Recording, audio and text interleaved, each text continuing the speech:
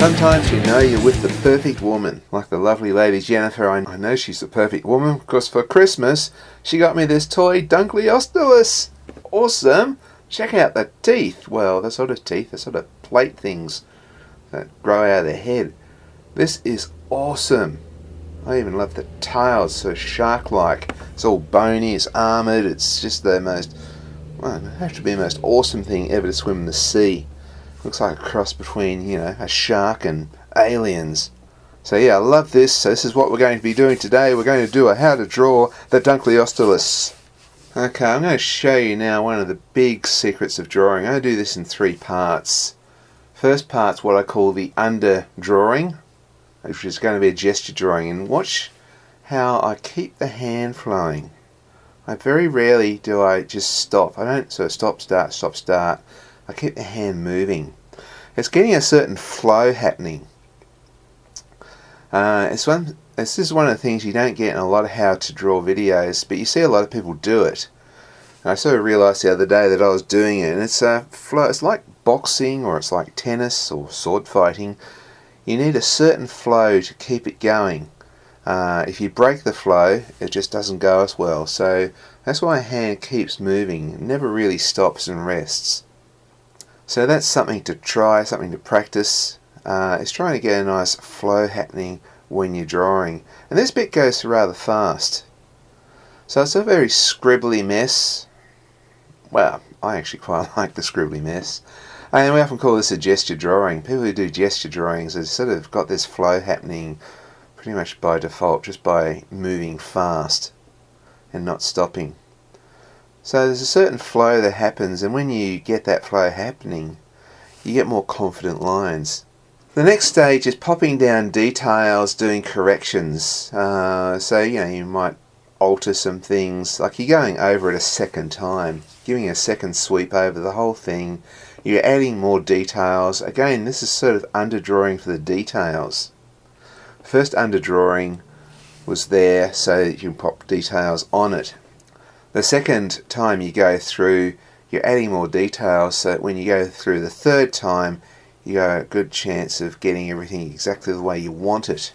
I love all these plates here.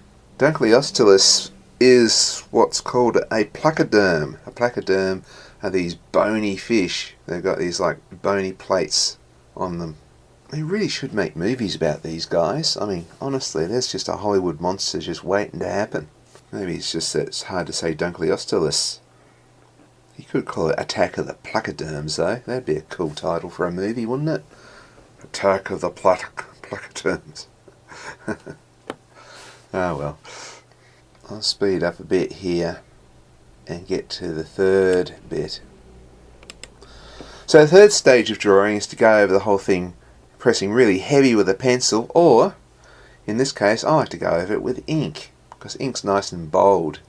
And the other nice thing about using ink is you have to use it at a certain speed. You can't use it really slow, you can't use it too fast, and so it sort of almost dictates a certain speed that you can use it with. I like to go bold, really bold, so that's why I'm starting off with a paintbrush. I don't like using a thick marker pen. A thick marker pen you don't have as much control over. It sort of just, yeah, bleeds out, just doesn't look any good. A paintbrush, again, you've got these smooth flowing lines happening with a paintbrush. It gives it that much more, I don't know, really cool sort of comic look. So again, speeding up this bit because this bit's going to get boring. I basically just want to tell you guys how I do it. It's not such a step by step. It's more like if you can see what I do here, you can use that principle on any drawing. So like the 3 stages. Your underdrawing, gesture drawing, then your second sweep through with the second underdrawing and the corrections, and then finally all the details, which is the fun bit.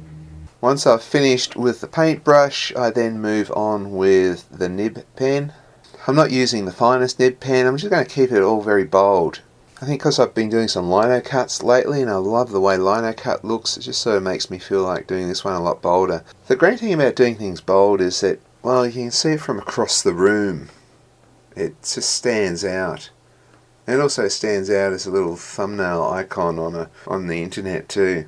The thing with doing things bold though, once I'm doing all the details in on the scales, I'll make sure that I leave some bits white. So I want some shiny bits, so it doesn't want to be all completely detailed in, even though the thick outlines can make it handle a lot of detail. We still want to leave a lot of detail off. And here's my Dunkleosteus. It's probably a little bit short and chubby. I should have stretched it out a bit longer, I think. But I'm going to do some lino cuts. Also, I didn't finish the eye. The eye has got 4 little plates in its armour-plated eye. I've also left it white because it looks a bit zombie-like. Probably not accurate, but this is just a fun drawing. Hope you guys have enjoyed this. Hope you've learnt something from it. Drop a comment, let me know. There's going to be more prehistoric fish coming up soon. I know, I'm just going to have to do a print of this. I need to do a lino cut of it because it's just so awesome.